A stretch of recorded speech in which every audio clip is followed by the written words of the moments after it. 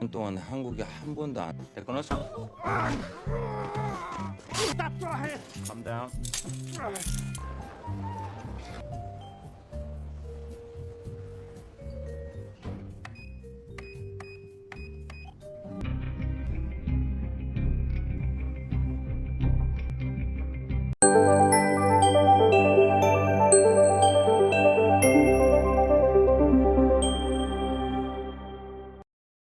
Seorang siswi SMA bernama Ina pulang dari sekolah dengan menaiki bus.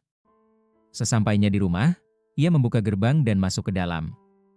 Setelah memasukkan nomor sandi rumah, Ina menyadari bahwa lampu di rumahnya tidak menyala. Ia memanggil-manggil pamannya, tetapi tidak ada jawaban. Jendela rumah tampak terbuka. Dalam kondisi gelap, Ina melangkah masuk dan tanpa sengaja menginjak potongan puzzle. Saat mengambilnya, ia melihat darah mengalir dari telapak kakinya. Ternyata darah itu berasal dari tubuh seorang pria yang tergeletak kaku dengan pisau tertancap di punggungnya. Pria itu adalah pamannya sendiri. Ina menatap tubuh pamannya tanpa menunjukkan ekspresi apapun. Tak lama kemudian, polisi datang ke rumahnya. Dua detektif, Yun Ina dan Kim Hansem, melihat Ina keluar dari rumah ditemani oleh pembantunya. Berdasarkan analisis awal, waktu kematian diperkirakan sekitar pukul 21, kurang dari 1 jam sebelum polisi tiba. Korban diketahui bernama Yun Dong-hon, mantan kepala polisi dan juga paman dari Ina. Kasus ini menjadi kasus pertama yang ditangani oleh Hansem, dan tampaknya bukan kasus yang mudah.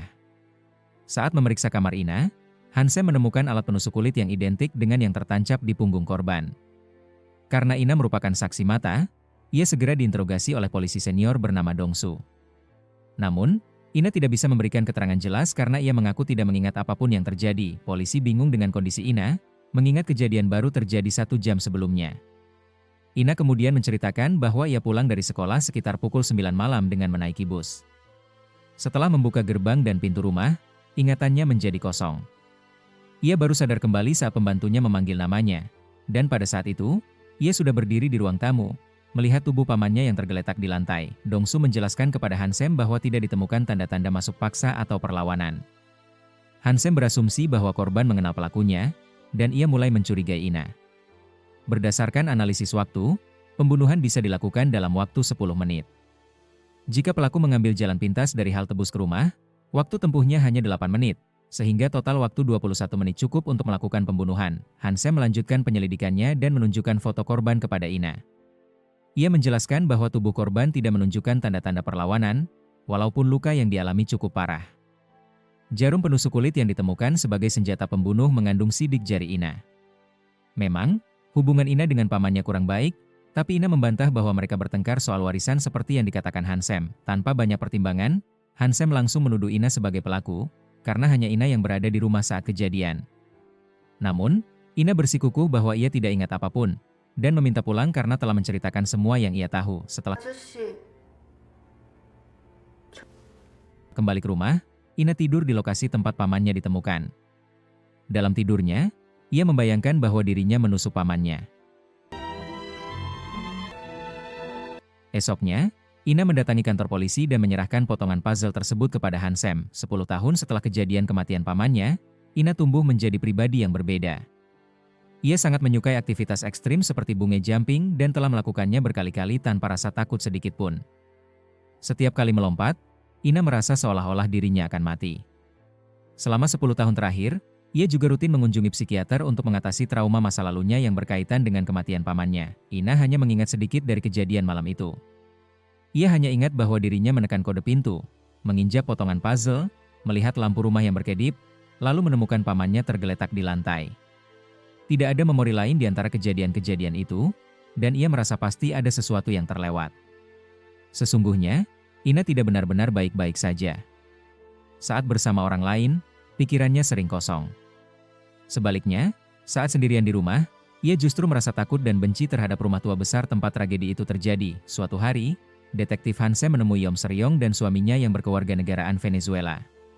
Suaminya sempat meragukan bahwa Hansem adalah polisi karena ia bertato. Namun Seryong menjelaskan bahwa Hansem memang seorang detektif. Hansem kemudian menjelaskan bahwa hari itu adalah peringatan 10 tahun kematian Yun Dong-hon, paman Ina. Ia juga menyebut bahwa dirinya mengetahui masa lalu suami Seryong yang pernah didakwa atas kasus narkoba, dan bertanya alasan Seryong kembali ke Korea serta hubungannya dengan kejadian 10 tahun silam. Seryong menjelaskan bahwa tidak ada yang aneh dari Ina saat itu. Namun, sebelum pergi, Ina sempat mengatakan bahwa Seryong adalah alibinya. Saat itu, Ina juga sering mengunjungi Hansem di kantor polisi. Hansem pun memberitahu bahwa ia baru saja bertemu mantan teman sekamar Ina, yaitu Seryong, dan Ina cukup terkejut mengetahui bahwa Seryong telah kembali ke Korea. Kini, Ina bekerja sebagai profiler kriminal. Ia telah menjadi anggota tim analisis kriminal di Badan Kepolisian Metropolitan Seoul selama 6 tahun terakhir. Dalam timnya, Ina biasanya menjadi orang pertama yang menyimpulkan motif pelaku dari tempat kejadian perkara, TKP. Dalam kasus terbaru, Ina dan timnya menyelidiki pembunuhan seorang anak laki-laki berusia 10 tahun. Di lokasi kejadian, hanya ditemukan sidik jari kedua orang tua dan kakaknya. Karena tidak ada tanda-tanda masuk paksa, orang tua korban menjadi tersangka utama. Ina merasa ada kejanggalan. Seorang anak usia 10 tahun biasanya hanya mengenal orang tua dan teman-teman sekolahnya. Lalu, mengapa ada yang sampai membunuh anak kecil tersebut? Yang lebih aneh, pelaku menusuk leher dan punggung korban dengan cara brutal seolah diliputi amarah, tetapi kemudian mencuci bersih senjatanya dan bahkan mengembalikannya ke tempat semula. Ina menduga bahwa pelaku sangat tenang karena lokasi pembunuhan bukan tempat asing baginya. Ina kemudian memasuki kamar korban. Ia menemukan bahwa korban adalah anak berprestasi. Ia memenangkan kompetisi matematika dan juara pertama lomba pidato bahasa Inggris. Kakaknya, yang dikalahkan dalam 2 perlombaan itu, ternyata membeli semua barang yang sama dengan milik adiknya. Berdasarkan tulisan tangan yang ditemukan, kakaknya tampak kurang percaya diri dan seperti ingin mengklaim apa yang dimiliki adiknya. Dalam kesaksiannya, sang kakak mengatakan bahwa ia membuka pintu rumah, melepas sepatu, lalu langsung menuju kamar Jun Seo, nama adiknya. Ia melihat adiknya ditikam dengan pisau, lalu segera menelepon orang tuanya dan polisi. Karena takut, ia menunggu di luar rumah. Ina merasa kesaksian itu janggal. Pertama, kakaknya menyebut adiknya dengan nama Jun Seo, lalu berubah menyebutnya adikku. Ia juga menyebut senjata pembunuh itu sebagai benda tajam, bukan pisau. Selain itu, saat menceritakan reaksi orang tuanya, ia berkata bahwa ibunya langsung berlari ke kamar Jun Seo seolah melihat hantu, dan mata ayahnya sudah merah, seperti saat pemakaman kakek mereka. Deskripsi kakaknya tentang korban sangat singkat, tetapi penuh detail dan ungkapan figuratif saat menggambarkan reaksi orang tuanya. Dari sana, Ina mulai merasa bahwa kakaknya justru lebih fokus pada reaksi orang tuanya dibandingkan pada kondisi adiknya yang telah meninggal. Orang tua korban diketahui secara terang-terangan lebih menyukai adik laki-lakinya, Jun Seo. Berdasarkan hal ini, Ina menyimpulkan bahwa kemungkinan besar pelaku pembunuhan adalah kakaknya sendiri. Sampainya di kantor, Ina menyiapkan kopi untuk rekan-rekan satu timnya. Ia hafal betul kesukaan mereka masing-masing. Daya ingat Ina memang luar biasa, tetapi ironisnya, ia tidak bisa mengingat hal-hal penting dalam hidupnya sendiri. Tak lama kemudian, salah satu anggota tim menyampaikan bahwa tim investigasi meminta laporan analisis. Sesuai dugaan Ina, kakak korban telah menjadi tersangka. Namun, ketika diinterogasi, kakak itu tiba-tiba mengatakan bahwa ia tidak mengingat apapun tentang kejadian tersebut. Mendengar itu, Ina memutuskan untuk berbicara langsung dengan kakak korban. Seperti biasa, ia melupakan banyak hal penting, termasuk ponsel, dompet, dan kunci mobilnya. Hal itu menunjukkan bahwa meskipun ia memiliki ingatan tajam terhadap detail tertentu, ia seringkali mengabaikan hal-hal yang penting dalam kesehariannya. Pertemuan ini menjadi kali pertama sang kakak bertemu dengan seorang profiler seperti Ina. Ina menjelaskan bahwa ia tidak sedang menyelidiki, melainkan hanya membantu penyelidikan. Ia datang karena penasaran, karena sang kakak mengaku tidak mengingat kejadian tersebut. Hal itu mengingatkannya pada dirinya sendiri, yang juga pernah kehilangan ingatan dalam momen penting hidupnya. Ina kemudian mulai memancing kakak korban untuk bercerita. Sang kakak menjelaskan bahwa saat kejadian, Jun Seo sedang sendirian di rumah. Ia mengatakan bahwa ia langsung pulang setelah sekolah, menekan kode pintu, melepas sepatu, lalu masuk ke kamar adiknya. Saat membuka pintu kamar, ia melihat banyak darah. Ia menambahkan bahwa ini terjadi beberapa hari lalu. Penjelasan tersebut membuat Ina merasa aneh. Kakak korban mencampur adukan bentuk waktu dalam ceritanya. Beberapa tindakan disampaikan dalam bentuk lampau, sementara lainnya seolah terjadi saat ini. Ina mulai curiga, apakah kejadian itu benar-benar terjadi, atau justru hanya hayalan kakak korban karena ia tidak ingat kejadian sebenarnya. Kakak korban mulai gugup. Ia lalu mencoba menceritakan ulang dari awal. Namun, saat hendak mengatakan bahwa ia pergi ke kamar adiknya, ia tiba-tiba mengoreksi dirinya sendiri dan berkata bahwa ia justru pergi ke dapur. Saat itu, Ina menyadari bahwa ia berhasil memancing sang kakak agar menceritakan kejadian yang sebenarnya. Akhirnya, sang kakak menjadi panik saat Ina bertanya, "Di mana kamu membuang pakaian bernoda darah itu?"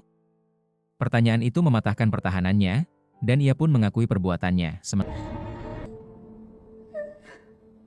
itu, Hansem terlihat sedang berada di sekolah Ina. Ia membayangkan kembali kejadian 10 tahun silam. Saat itu, Ina pulang dari sekolah pukul 8 malam tanpa memberitahu siapapun. Halte bus terletak hanya 5 menit dari gerbang sekolah. Tepat pukul 28, 1 jam sebelum waktu kematian Yun Dong-hon, Ina terlihat menaiki bus nomor 147. Ia satu-satunya penumpang di dalam bus, dan tidak ada yang mencurigakan selama perjalanan. Perjalanan dari halte bus sekolah ke halte dekat rumahnya memakan waktu 32 menit. Ina satu-satunya penumpang yang turun pada pukul 20.40, yaitu 20 menit sebelum pamannya ditemukan tewas.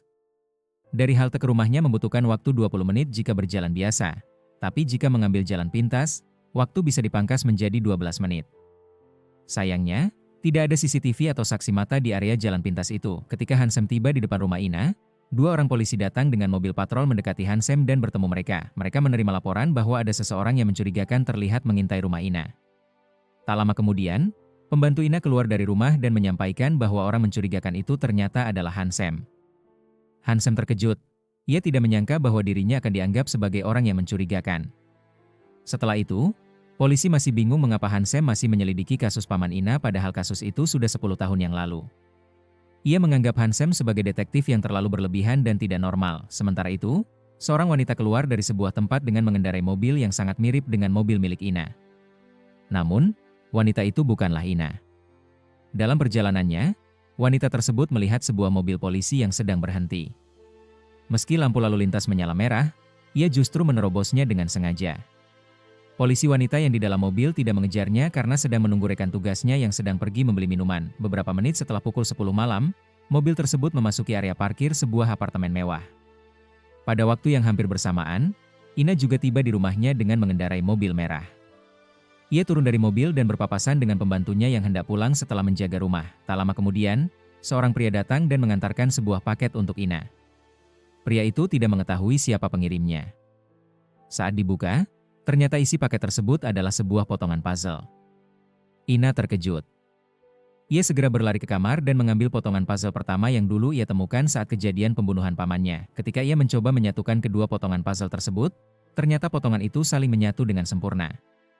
Ina pun langsung menelepon Hansem, namun teleponnya tidak diangkat.